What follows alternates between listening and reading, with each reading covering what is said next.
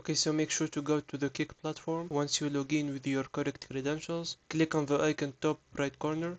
After that, click on Creator Dashboard. In the Stream section, make sure you are on the stream, and then in the Stream Info section, click on Edit. From here, you can edit your stream properties from the title to the category. Make sure to select Save. After that, go to Settings, go to Profile. After that, go to Channel, go to Stream URL and Key. Go ahead and display the keys. Make sure to enter the 6-digit code sent to your email. Now go to OBS.